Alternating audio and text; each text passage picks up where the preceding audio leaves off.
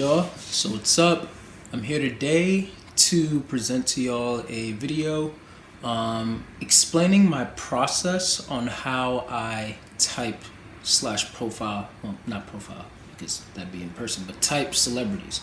So this one is going to be J.Cole, and ideally, like, you know, if I had some type of like hyperbolic time chamber or something, or if I was getting paid at all to do this, I would love to sit down and, you know, spend lots of hours doing this for all 16 types, and even those that y'all recommend. You know, this is fun for me, but, you know, realistically, I can't, you know, sit down and do this for like every single type without some type of value being returned for all of the hours I'm spending doing it. But I did do it for this one, so that y'all could at least peer into the process of how I did this. So what you're about to see in this video is me showing some of the interviews that I used to type J.Cole and conclude the type that I got for him, ENFJ. And throughout the video, you'll see little like blurbs, little captions, where I'm putting like little notes here and there to explain certain functions that I'm seeing and why I'm seeing that and why I'm ruling out certain other functions, stuff like that. And I want it to be very clear right now before y'all start watching that I did this for every single celebrity type that I posted, plus more. Like right now, even like, you know, what y'all are about to watch, like it's already like long, it's extensive, you know, but I watched so many hours of these celebrities to pin down what type that they were.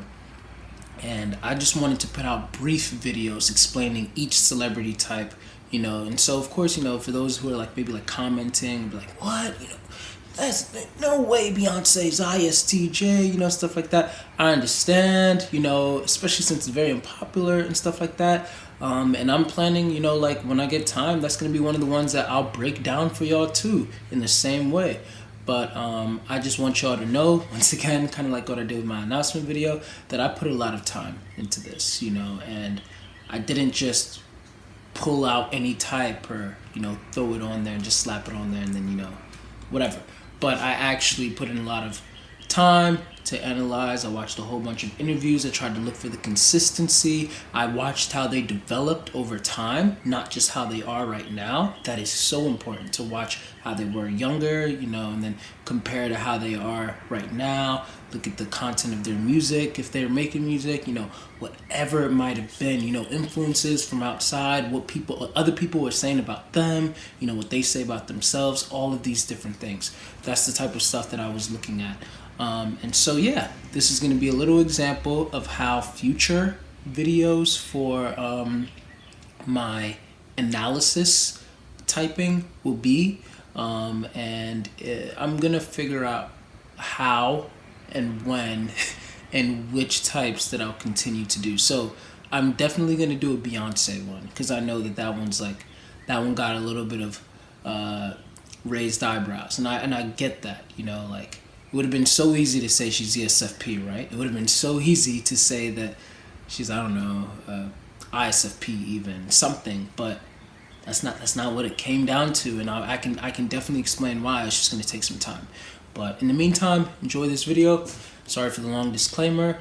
And you will now be watching why I believe that J.Cole is an ENFJ. I've never seen you get really crunk. Like, you always seem really calm when you're out and about. Yeah. He's from North Carolina. He got that ratchet in him. But I never seen you wild out at all. Yeah. Do you ever get like that? Definitely, man. I'm just like, you know, in public, I'm way more reserved. I'm way more of a private person. Mm-hmm. In interviews, or like if you see me out, I'm not gonna I'm not gonna show that side. But when I'm amongst my people, that's when, you know, I know, and that doesn't make for the best celebrity, because people want you to wild out. People want turn up all the time. Yeah, they want you to make world star, and I'm not gonna give you that. You know what I mean? Isn't it amazing what you could do with music? It's amazing. It's the most powerful thing. It's not always, because people don't always use it that way. Yeah, exactly. Right. By the but way, when you use it that way, it's even just as powerful when they don't use it. It's just the wrong type of powerful. Right. It's just as powerful. Right. We don't notice it because we can't like see, but it's just as powerful. It's just using this power the wrong way. Does that scare you at all? Definitely. Yeah, Absolutely. When I was young, it didn't matter. It was like now I'm like, I'm sick. I'm sick. I can't, I like some of these songs too. I like a lot of them. But it's like when I really think, I'm just like, I'm getting sick. I'm tired. Like it's not cool no more. Like we've been singing the same songs for 30 years. It's like, you know, these dudes is portraying a lifestyle that A, they probably didn't live, and B, even if you did, you don't no more, but you still trying to milk us and feed us this and sell us this. You know what I mean? You still trying to pump this lifestyle so that some kid somewhere is like, yeah, that's how I want it. Like I just started feeling this way. You know what I mean? Like this is the type of person I've been my whole life, and especially when I started really looking at the world when I was like 19, 20, like, oh, okay. When I stepped out of Fayetteville and really looked at the world from like an aerial point of view. But I, for the past 4 or 5 years of my career, I've always been very like politically correct, you know, like riding that line in interviews. Because you're a nice like, guy. I'm a nice guy. I don't want to offend nobody. Right, you know what I right. mean? Like that. But at the end of the day, I realized I'm doing myself a disservice and I'm doing people a disservice, because I could say one thing. If I'm speaking my mind and saying how I truly feel, Right. I might say one thing that connects the dots for somebody that might have been the right connection that was needed to like do something, to change the world or something. You know what I mean? Well, that's from that old Pac. That makes me think of the old Pac. The same mentality, or like where he says that I will. Yes. I may not change the world, but I will spark the mind. Of and the I know person. what he means. Yeah. Because it's like, just give the world as much as you can of how you truly feel, and just know that it might live forever. Something Bob Marley said might live, it's gonna live forever, but it might just now, it might not resonate with the right person who is the one until 50 years later. Something Pac said might not resonate with that right person until 20 years from now. You know what I mean? So it's like, I know that for me not speaking, I'm leaving, I'm not offering to the world. You know what I mean? I'm like really just being selfish in a sense. That's the system we live in. Yeah. They love it. I don't know who they is, or Right. whoever the powers that be, or whoever constructed the system, or however this naturally happened. The people at the top love the fact that everybody is so busy with themselves and their own lives that they don't have the time to stand for something or to fight for something. You know what I mean? Like even somebody like me who in college, I was like president of the Black Student Union. We was holding meetings every week. We was talking. There wasn't a lot of action, but we was talking, discussing ideas, talking about the world. Like, what can we do? It was a little bit of action in our minds of what we thought, but it was like even somebody like me who was a little more aware and who was hip to like what's going on, at least cared, is graduates college and it's like, oh man, I gotta pay my bills now. Like I gotta get this deal before my time runs out. Like life happens and you worry about all of this stuff and you don't have the time to fight for nothing no more. You don't have the time to even care. Cause I got my own kids. Like I ain't like, yeah, this man died, but it's like, yo, bro, I got bills and Twitter's popping right now. And Instagram is hot, and Love and Hip Hop reunion is on. Right. It's like they love to just distract you and like keep you occupied. While they just molest the world and milk the world. You know what I mean? They love it. They love us. If you could change one thing, even. I almost don't even want to say it. Why? You gonna get in trouble? No, I wouldn't get in trouble, but I just feel like it's like blasphemy in this country, or like in this world we live in. I feel like the system we live in, the system of capitalism, that like teaches every person. If I walk past you on the street in New York City, I could be absolutely positive. I don't know you, I never met you, but I could be absolutely sure that when you walk past me, just like you can look at me, I could be sure that whatever you're doing in your work, in your life's work, is for you and for your benefit only. It's literally for your life and for your monetary gain, because you got to survive and you're worried about you, right? So everything you do, whatever your job is, even though you do your voice in New York, you like, you're for the people, it's still like your career. You trying to rise in your career. You can look at me walking past you on the street and know it's the same thing. You might not ever know me, but I know that guy's trying to get it for him. And that's what capitalism teaches us. It's like, it's a every man for himself mentality. It's a I got to be on top. For me to be on top, I got to have a bottom. For me to own McDonald's, I got to have somebody at the bottom working at McDonald's. For me to own any company, any business, capitalism is like, to me, it's like, I don't know the alternative. I don't even know if it exists. I don't think we've evolved to something that exists yet. Right. But capitalism is like, it's just paid slavery. It's the same thing as, it's the same setup as slavery. Only difference was slaves wasn't getting paid, but it's the same setup. I own this plantation. You are at the bottom. I got some managers right here that oversee the field. They get paid a little more than you, but they ain't that much better than you, better off than you. They feel better because they on top of you. The manager at McDonald's feel a little better than the dude on the fries. Better. But it's like, you ain't that guy. That guy's milking everybody. The only headline is beyond what the point you were trying to make is it gets belittled to a headline of to the headline of J.Cole, this is Eminem. Boom. Right. Why does that headline exist? So that the blogs can then get hits, the clicks, and then the hits can get advertisement money, and then everybody can make money. Everything we see, that headline that you saw, it's not the truth. It's not the action, but it is a perspective that someone took and made. So they gave you the most enticing headline for you. They made the most enticing headline. Why? So they can make money. Yeah. No disrespect, but this whole system is not set up to bring truth. It's not set up to bring the real news. The news ain't set up to inform you. It's set up to make money. I was a communications major. I know the entire communications, this building right here is run off of advertising dollars, advertising money. That's the only thing that keeps this shit rolling. It keeps money in everybody's pocket. And it's like, we got to fall in line. We got to get the job. I need to eat. It ain't my fault. Like, I'm here. Is artists being willing to step out on the line and do stuff that is honest and not necessarily. That would be amazing. Wouldn't that be great? That would be amazing. I'm just trying to offer maybe a thought on what positivity, could be right? I don't mean to dwell on the negatives. Yeah, because you're making me very depressed, Cole. By the way, welcome to how I be feeling. Like, you know what I mean? Insane. Oh my God. Yeah, I watched the performance and I showed it to him. I was so emotional and choked up twice. I was like, I need to see something.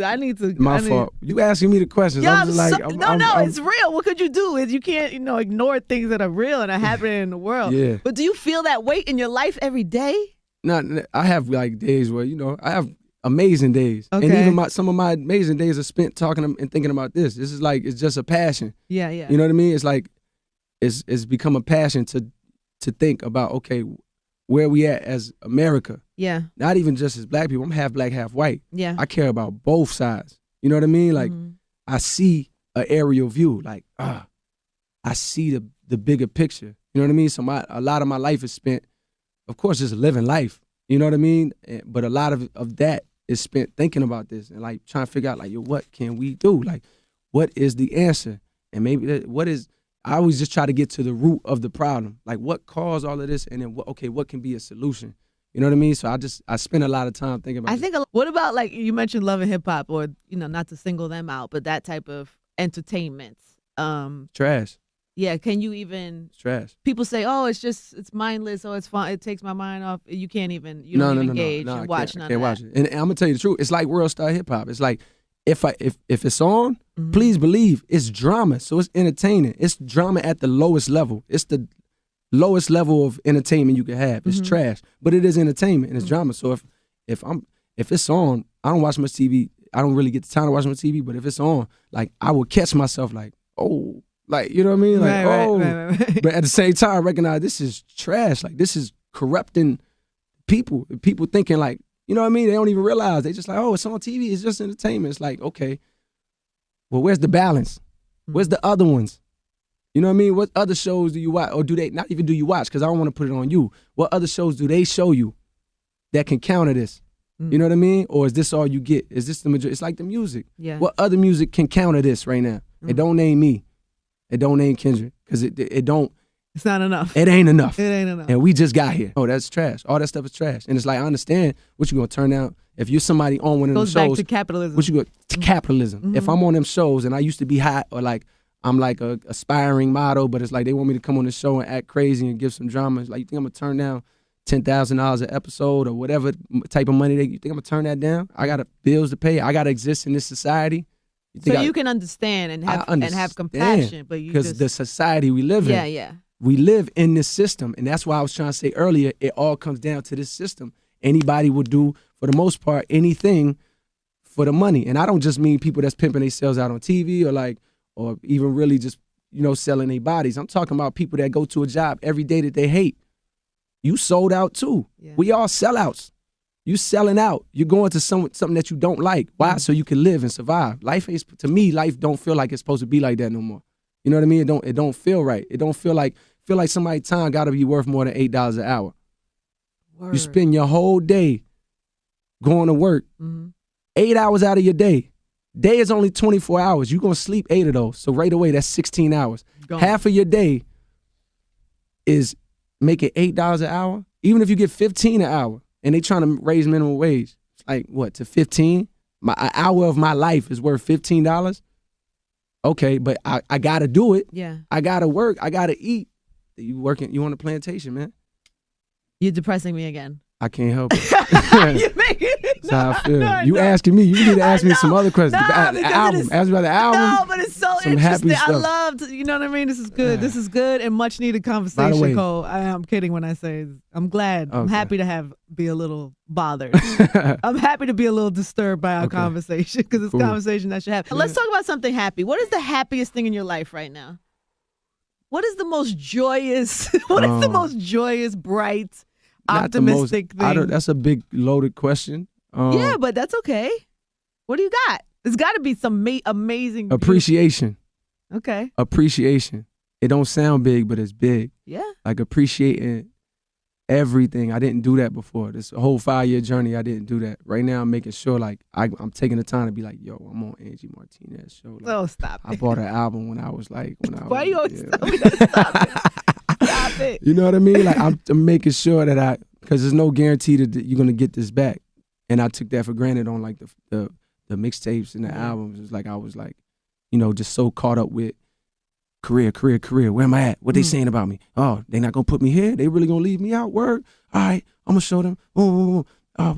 Never taking the time to be like, yo, you just did Angie. Like, yo, you just put out an album. Yo, you just did David Letterman. Yo, you just so like that's how I'm living my life right now. Like appreciating my friends. That's a happy way to live. Family. Oh, it's so much better. It ain't. When you've been in the habit of not doing that, it takes work. I'm not saying I've mastered it and perfected it, but I know that ultimately that's what the whole album is about, basically. Mm-hmm. If it's success, you can never get enough of that. I realize that it's like it doesn't stop. It keeps calling you. It's like a drug. It's a hamster wheel. It's a hamster wheel. Mm-hmm. And it's like you're never satisfied. But if you place your importance on this, which is like appreciation, love, you know, it's like that is enough. There's enough of that in everybody's life right now if they just took the time to look. In my life, I just took the time to look around, people that's around me, the things that are around me, like the blessings I have, and that goes for everybody. The homeless man on the street can still wake up and go, man, I'm alive. I got my limbs. I got my fingers. Like, my man just gave me $1. He ain't have to do that. Like, you know what I mean? It's like he has things that he can appreciate, and we can, if we look for those things for happiness, then it's attainable. If we look to the other things for happiness, it's never attainable. And that's what to me, that's what this whole conversation was about, and that's what that album was about. It's like we placing our importance as a country, forget the country, because that's whack to me too. As a world, we placing our importance on the wrong things. We've let the system in the world tell us that these things are important. The new, you got the flat screen joint, but you ain't got the 60-inch. Right. You got the 60-inch joint, but you ain't got the 60-inch 3D. Oh, you got the frames, but you ain't got the 2015. It's exhausting too, by the way. It's man. exhausting. Tiring. But the world tells us that. Do you have things, were you always like that? No, right? What do you mean? Like, do you have things, like, I know you were saying that, shame on you if that watch is too expensive. There's people I got those things. But you got things That's like what made me right? say it. Because then when I got them, I'm like, man, what am I doing? Like, why? So you got some expensive watches, for sure. and some jewelry. I got expensive watches, jewelry. I don't have, I sold my car. I had a Range at one point. I sold it. I ride a bike now through. Do you really? Do you have no cars? I don't have a car. No. No more car, just a bike. No car, yeah. Didn't mean anything when I got it. It was just from being a kid. My cousin had jewelry and I wanted to be like him. I want to see it. Yeah. And Jay got jewelry. Oh man, I want to be icy like that. I remember the first time I seen, not the first time I seen Drake, but I seen Drake at a show. It was in like Toronto. It was a Jay-Z show. He came out. And then, mind you, he's like on fire because So Far Gone was out. I think I just had to warm up out. I was coming out opening for Jay. And then when I met him, he had the Rollie. Oh God, Rollie's so cold. Like, gold Rollie's so crazy. And you want it. Like, you see things. It's marketing. He wasn't marketing it to me, but somebody marketed it to him that like Rolex is important. And like I seen it on him or seen it on Jay and like, oh, gotta have one. You know what I mean? And like, did you get one? For sure. I got a few. Yeah, you got a few, right? Right. Mm-hmm. So it's like But I've hit the point in my life now where it's like I'm a grown man and I realize like I'm questioning why did I want it? And then what did it do for me when I got it? You know what I mean? And it's cool to have whatever. You can have you're things not all you want. judgmental of somebody. Not judgmental at all. Yeah, have your things, but don't place your value on those. Like, don't place value on the thing. It's just a thing. It ain't real. It's not real. Like, to me, what's real is like something spiritual, something like a connection with somebody, like love is real. That's the answer. Love is the answer. All that stuff we talked about earlier that depressed us and gets me worked up, ultimately the answer to all of that is like love. If we would, as a people, as a world, if we would just embrace that would be the fix.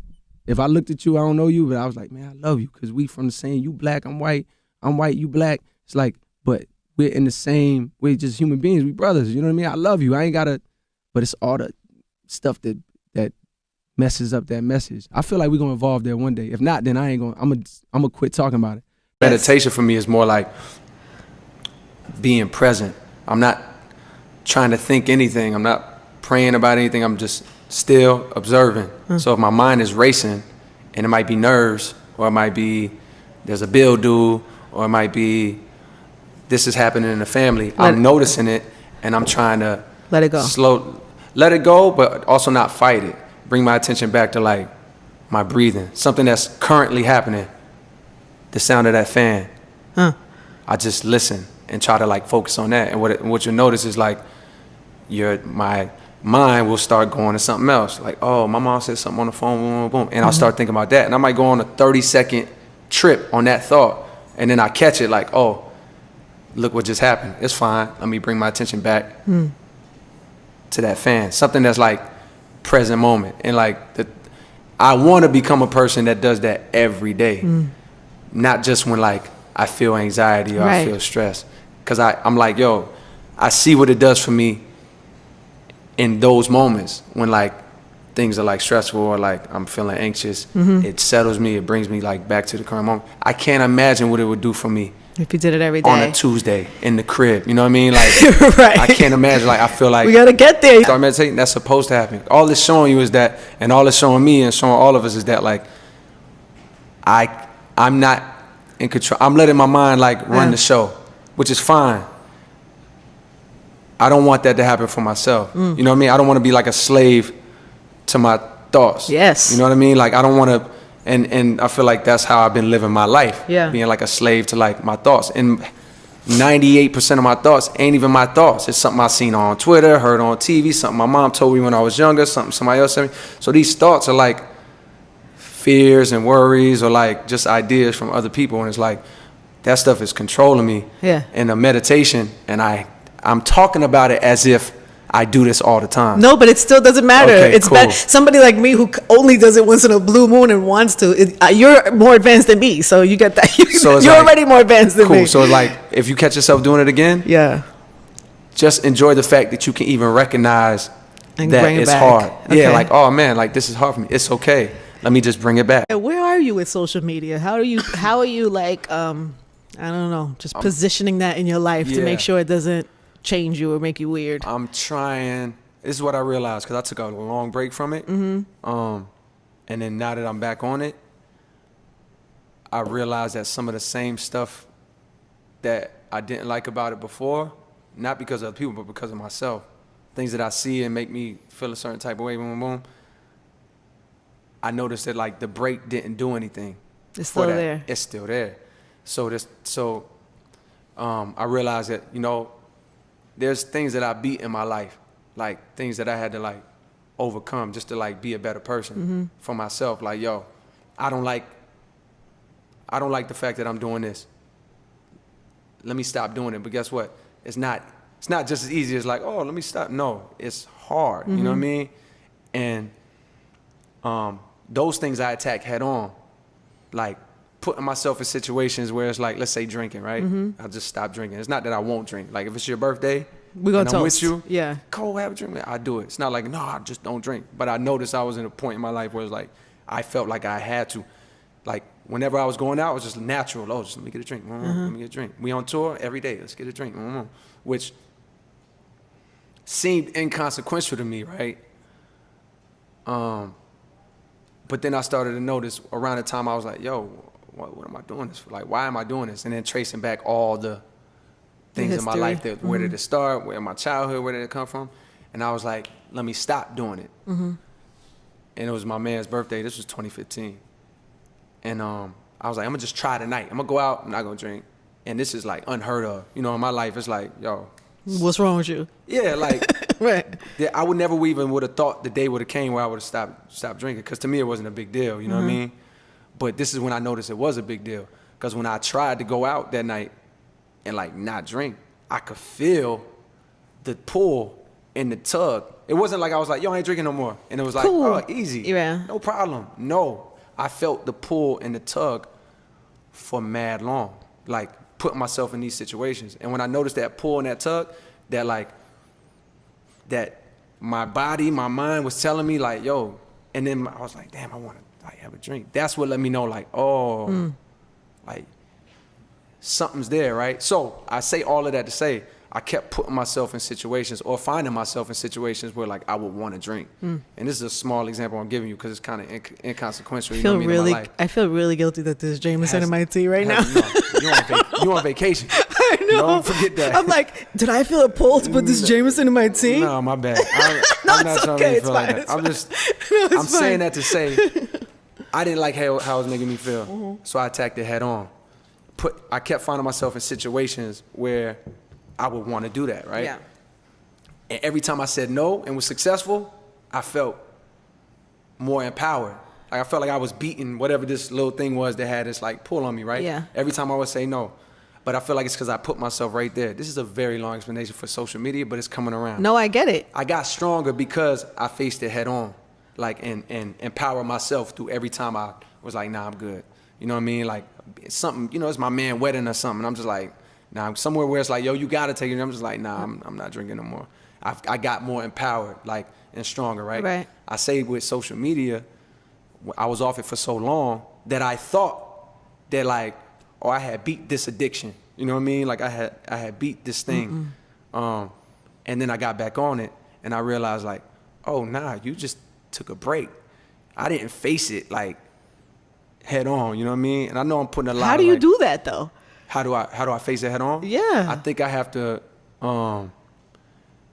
I'm dealing with it right now. Yeah, you haven't figured it all out. The fix in the past would have been like, I'm just getting off the shit. I think the fix right now is like, no, let me get on it and figure out to become conscious of the pull or the feelings. The same way when I was in the party or at my man's wedding or wherever I am, where it's like, yo, I gotta have a drink when you want, but I've already made a personal decision that I'm not gonna do that. I gotta feel that feeling. And then the more aware I become of that feeling, like the more I'm in control and I'm like above it as opposed to being like a slave to it or pulled by it, right? Yeah, no, I get it. So I feel like with social media and just my phone in general, but really social media since I got back on, it's like, what is this pull to like, why I keep checking this shit every 5 minutes? Like every 10 minutes, what am I checking? So it's like noticing that, being in the crib, being at the show and noticing, catching myself, being aware, same way we talked about the meditation in the beginning, just being conscious of the fact that like, yo, there's an urge right now to pick up my phone. And even if I wasn't on social media, we had like a group chat, like a WhatsApp group chat that we got. Right. I had to get out of that for a minute. That'll get you too. Thing. Yeah, but now I'm back, I got the same thing with that. I'm back in the chat and like I can see, yo, this is pulling me. Like this has control over me. And these things seem like, and you're an evolved human. Imagine for like, you know, a young person or kids who grow up in that and don't even know a way to not be on social media. You know what I'm saying? Like 100%. Like I know life without it. You know life without it. And also you're like a thoughtful person to even think about yourself and how you're acting. You know, if you're a young kid and this is all you know, it's like, how do you pull yourself out of that? You can't. It's like impossible for them. It's not impossible. It's not impossible. But somebody has to tell them. Yes, agree. That there's even something. Somebody has to make you aware that something's even pulling your strings. That's what I don't like. I don't like something pulling my strings. I want to be in full control. If I'm making this decision, it's because I'm consciously saying, yo, I want to do this and I'm okay with the repercussions. Right. If social media, I don't like the repercussions. I feel like I'm wasting time. I feel like I'm I'm allowing other people's thoughts to become my thoughts. I feel like I'm diving into other people's business. I feel like there's good from it. I feel like it's a news source. You know what I mean? It's like communication. I feel like there's positives of it, but the negatives I don't like. So it's like, it's on me to say, let me get back control of this. You know what I mean? And I said all that to say I don't think the answer was letting it go. So why do you hold your tongue? Because you don't hold your tongue on a lot of things. Even this is uncomfortable for me right now because it's like I don't like talking about anybody publicly in a negative way. Got it. You know what I mean? Publicly. Don't get it twisted. Once cameras is on, no. We in the chat right now, like, oh, this nigga, boom, boom, or whatever. But right. And it's not just him; it'd be whoever. Right. Like, oh, this nigga tripping, like, boom, boom. But publicly, it's like, yo, people don't need to see that. The only reason I make an exception right now because it's like, yo, people believe this. Yeah. People don't see it like how I might see it, how you might see it, and we see it two different ways. I know for sure we don't see it the same. You and I? No. Really? I don't think so. Why? Because I know for a fact I see it differently. But I'm saying we see it similarly. I'm so curious. Now I'm so curious. You can matter. tell me after. I'll tell you after. But please enlighten me. Because I'm confused a little bit still, so maybe that's why, yeah. Somebody else sees this as like, that's right. Neither one of us see that. Why can't we just, it is love. Love is the way. Love is the answer. It's like, yeah, those are nice catchphrases. Like, and those catchphrases are true. Or free thinking. Yes. Catchphrase. Yes. Free thinking. But it's not free thinking. It's thinking that, no disrespect, but this is how I feel. It's thinking, it's enslaved thinking. It's thinking that's a slave to your own ego. You're not free thinking when your ego is pulling the strings. When your ego is the one that's like manipulating the conversation. Ego is tricky. Ego is a tricky thing. You know what I mean? It's like, it is sneaky. It's smart. It's deceptive. You know what I mean? It's like, that's why I look out for my own life. Like, even when I say this, like, yo, this conversation, I can't hold somebody else accountable without holding myself accountable. Where it's like, I have to look at my own life. Like, that's what false prophets is saying. This second and third verse. The second verse, I'm telling my homeboys, like, damn, bro, you stressing because they not feeling your shit and you can't get people to worship you. I feel you though. Because have I sat in that same seat, if I really being honest with myself? Have I been mad because it's like, man, they not praising me like they, that's ego. The third verse is me going into that even more. So I'm not holding somebody else accountable and not holding myself. I got to ask myself these same questions. Yeah. And somebody should feel free to hold me accountable the same way. And everybody that's in a public space, hold them accountable. From the president to your mayor to your favorite rapper to your favorite singer. What is the intention behind this? You know what I mean? And like, what's the balance of like selfish versus like, versus like the world? And I feel like the danger there is that there are people that are like, Kanye's for the people. And it's like, all right. Right. Maybe he is. Right. But I don't know. You know, that whole free thinking thing, I thought about that a lot and realized that, like, I started thinking about what is the space between like free thinking and social responsibility. You know what I'm saying? What is free thinking though? Exactly. You see that face you just made?